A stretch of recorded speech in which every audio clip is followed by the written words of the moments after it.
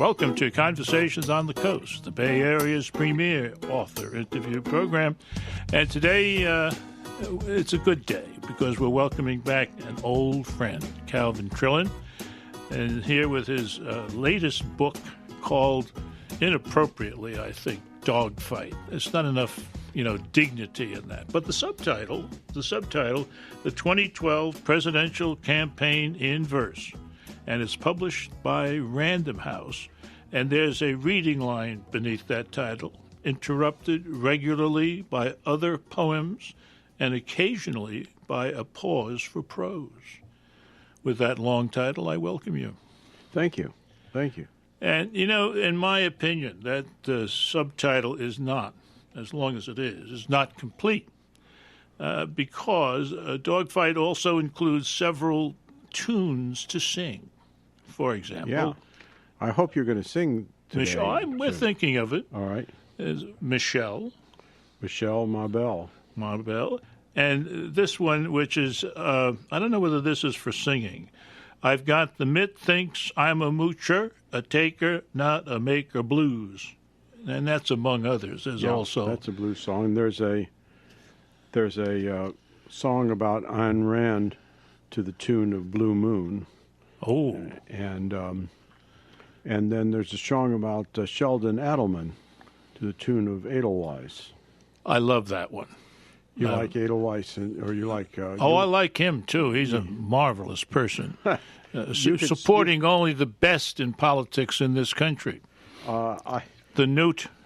I could read that, and you could hum along in the background. Good. I'd be happy to do that. Go ahead. Adelson, your donations do cheer him. We who root for our Newt smile whenever you smear him. Absent your vow that you would endow Newt despite his clay feet. Adelson, Newt would be back on K Street. Thank you. The timing really worked out toward the end. Absolutely, beautifully. We wandered a bit in the middle. Well, when you're with an experienced singer, that's the kind of thing you can pull off, Yeah. I mean, if it was just some run-of-the-mill some lounge singer or something like that. No, yes. Now, one of the things you get into is what I call the context of the early context. The Tea Party, said that those who'd worked, obeyed the rules, were now supporting layabouts and fools. That's from page 10, and that's really the way it started, isn't it? Well, that was the sort of takeaway from the election in 2010, that the Tea Party was going to be dominant. Right. But of course, they did a lot of. They did some candidates that were just too conservative to win. Even in 2010, they had that woman from, was it Maryland, who denied she was a witch. I think that was the first time, at least in my memory, that any candidate for the Senate has denied being a witch. It probably is. There may have been someone for the House. Maybe from the House or the never before from state legislature. So they found it full of witches and stuff. Yeah. But and also she campaigned against masturbation. Against what? Masturbation. That's what I thought she said. And at least gave me the opportunity to rhyme anchors with wankers. What a tremendous opportunity that must have been. I appreciated that. Poets such as I appreciated it so much that I mentioned it, even though she had run in 2010 and I was writing about 2012. The other strange thing, or another thing about the beginning of this race, it had a number of, quote, front runners who would come and go and come and go. For example, your old friend Donald Trump had led, and that revealed a lot about the stature of the field. And though first-year candidates were mostly out, Republicans were asking, what about the second tier? What about the third? Well, And that's the way the whole thing went seemed forever. We were in double-digit tiers by then. Yeah, I think so. And the odd thing about it is that each one of them became the front runner. Yes. Michelle Bachmann was the front somebody runner. came in, they were the front. They were the front runner. Perry came in. I was very pleased to see that. Perry has great hair, and not only that, but he has a good name. So Perry rhymes with the space beneath the hair is airy. Airy? Airy. Airy. A lot of airs. A lot of air beneath the hair. Right. And That's not right. a lot else. Right. Yes. Okay. The fact is that some of these second and third tier candidates were absolutely perfect for someone like yourself, like Michelle. Michelle was Bachmann. good. I liked it when Michelle Bachmann, after the Hurricane Irene that devastated the Northeast a year or so ago, she said Hurricane Irene was God's warning to curb excessive government spending, and I did a poem that was called "So Why Be So Hard on Vermont." We know that this is done in your usual mode because there's a line repeated. Why be so hard on Vermont? I love it. We know that this God's an all-powerful God. God's actions are not nonchalant. We know he can punish whomever he wants. So why be so hard on Vermont? Yes, spending increases our deficit, sure. Vermont, though, has not been avant the rest of the country. We all spend a lot. So why be so hard on Vermont? Its mountains, its hipsters, its accent, or what? Might tick off the great commandant. We know we're all sinners. We spend and we spend. So why be so hard on Vermont? And that is followed, not immediately, but shortly thereafter, by the famous Michelle, a serenade by Iowa social conservatives with apologies to the Beatles. Yes, You're Michelle, so my belle, yes, thinks the gays will all be sent to hell. that's Michelle. Oh, that's Michelle. Oh, now the fact of the matter is that they've been still looking, it seems, forever for a candidate, and the book that you've written to cover all of this moving about and indecision is both full of information. It's entertaining to listen to your verse, what many have called doggerel for the ages. But what about the prose promised in the subtitle? Well, all I can say is stay tuned.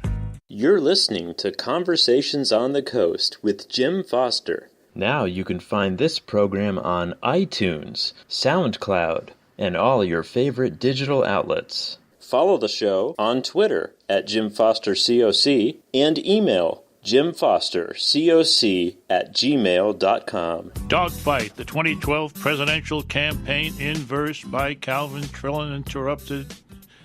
Sounds like you're interrupted. That's a terrible thought. Interrupted regularly by other poems and occasionally by a pause for prose. Now, those other poems come from one of your other continuing enterprises, if I may call it that, being the deadline poet for Nation magazine. Yes, the spine of the book is a very long, let's not be afraid of the word epic here, epic poem.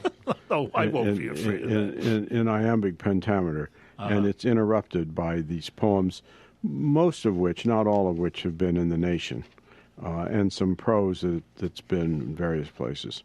Now, I'm trying to be comprehensive in this interview, sir. I appreciate that, Jim. And one thing that we've neglected to say is that you, Mr. Trillin, have had previous success writing with barbed wit. Barbed wit. That's what it says. Deciding the next decider. You wrote that with barbed wit. Yes, that was on the 2008 political presidential campaign. Okay. Obliviously on he sails with marks not quite as good as quails. That was from, well, you can imagine, from George Bush's primary fight. And finally, a heck of a job. A heck What of a was job. that about? I forgot. Don't you remember when Katrina happened? Yes. And George W. Bush went down and said to, I think his name was Brown, Michael Brown, the head of FEMA at the time, having been chosen to head FEMA after being dismissed by the Arabian Horse organization. Yes. He thought he was the perfect man for the job. Right. And he said, Brownie, you're doing a heck of a job. Yeah. Okay. You know, one of the biggest factors in this year's campaign was something called super PACs, the creation, I believe, of our Supreme Court. One of the most prominent was a man we sang to, Mr. Adelson, Right. and who was working in a super PAC in support of Newt. But you yourself pause in this book to do an interview with the head of America the Super, a super PAC. Could you share that with us? Sure. There are 4 or 5 of these in the book, these pauses. One of them is called Callista Gingrich, aware that her husband has cheated on and then left 2 wives who had serious illnesses, tries desperately to make light of a bad cough. Desperately.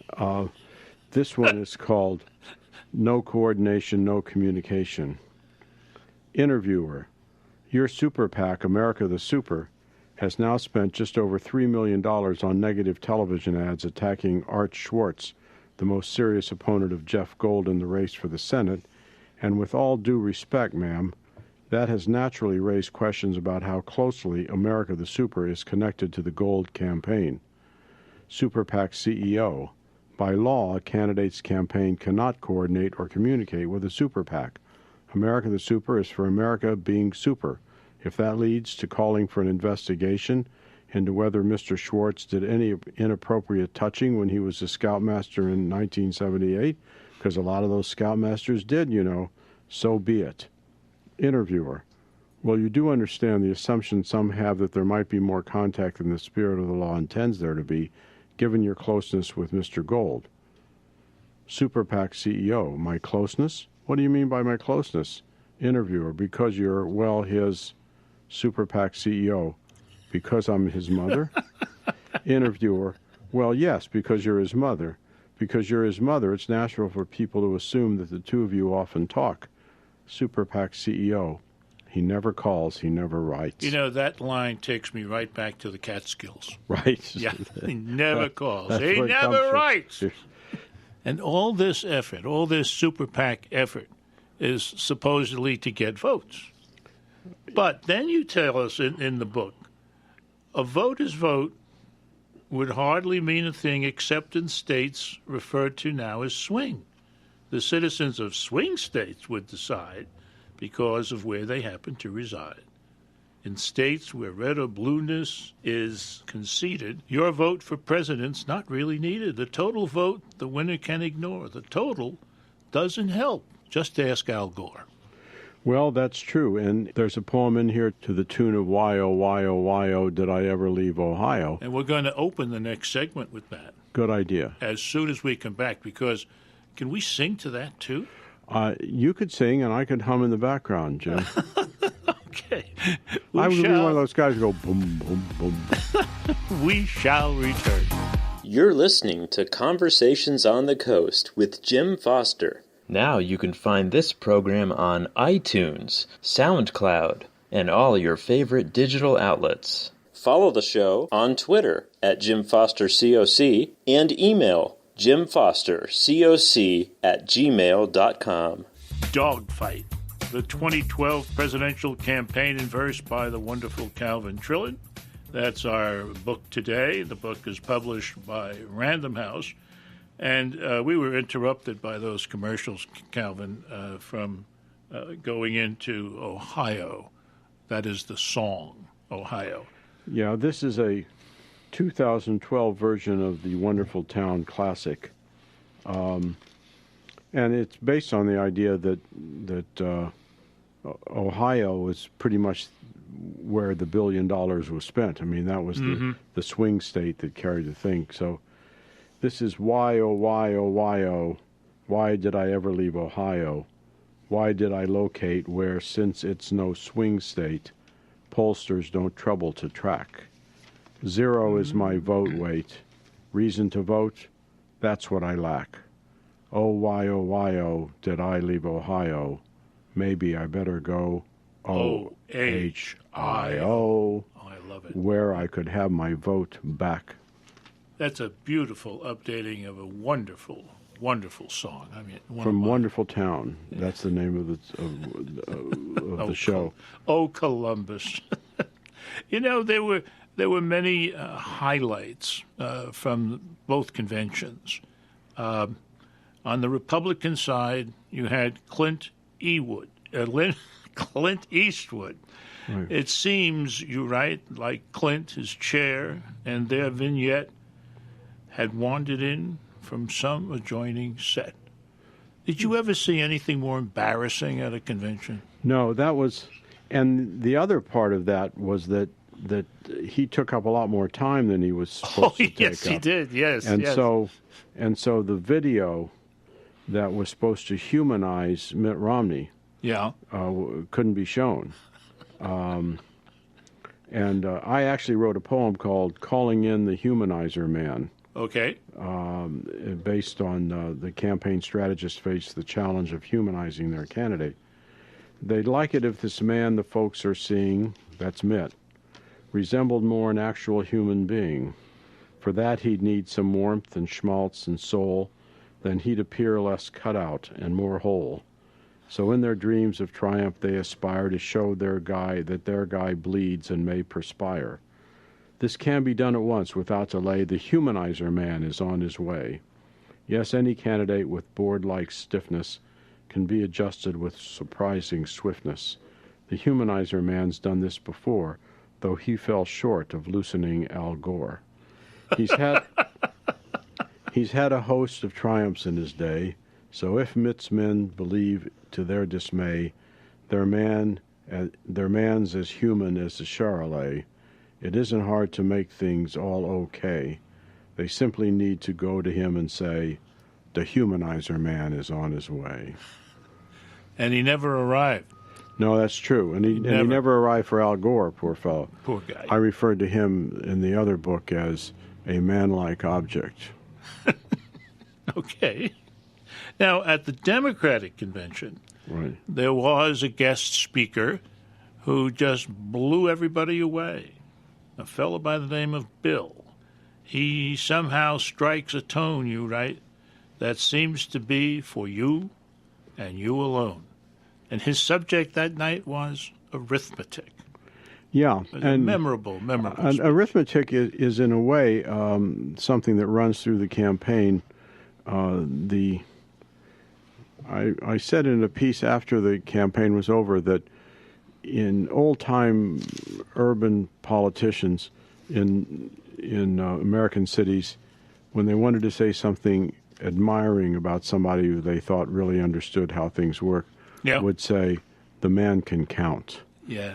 And it turned out Obama's people could count.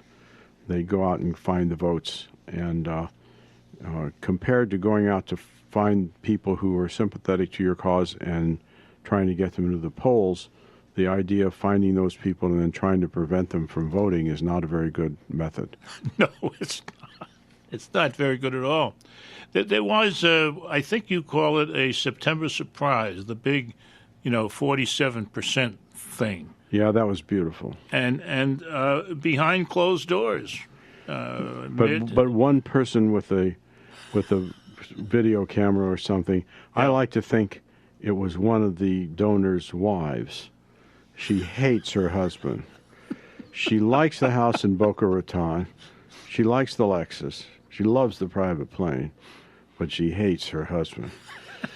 So she snuck in that camera. That's a very reasonable explanation. It's the one that pleases me. We don't know who did it, really. No, we still at this moment. Are you still trying to find out? To the best of my repertorial ability, you just heard it. That was okay. And then there was a further surprise in the campaign, and that was the rapprochement. That's a big word. That's pretty good. Huh? I really hardly expected that to come out of your mouth. I'm sorry. Between Governor Chris Christie and Barack Obama. Oh yes, that was I think fairly important, although maybe not as important as Romney people would like to believe. It says here, with fears of Sandy and its water rising, Mitt's FEMA views required some revising. He tried, and this was not at all surprising, to walk back all that talk of privatizing. When Sandy called a halt to his campaign, he plainly lacked a way to share folks' pain. Barack Obama now was taking charge. In times like these, a president looms large. So Mitt just watched as in these closing days, both FEMA and Barack got heaped with praise. And who would praise the president the most? Chris Christie, former foe, now Jersey host. The man who'd been like Romney's alter ego now cheered Obama as his best amigo. The pair of them, one slim and one quite lardy, looked from afar a bit like Laurel and Hardy. A lot. Right. A lot like Laurel and Hardy. You've been very gracious sharing with us, your remarks about the past. And I wonder if we could conclude by getting you to share some of your thoughts about the future. But in just 30 months it starts again. Before that time, the handlers will unpin new candidates who they think have the grit to do ferocious battle in the pit, and pampered billionaires whose charm consists of wads of dirty money in their fists will on the sidelines scrutinize the pack, deciding which competitor to back. About to battle for the laurel wreath, the candidates will growl and bare their teeth. Dogfight. Dogfight. That's the title of the book. The author is Calvin Trillin.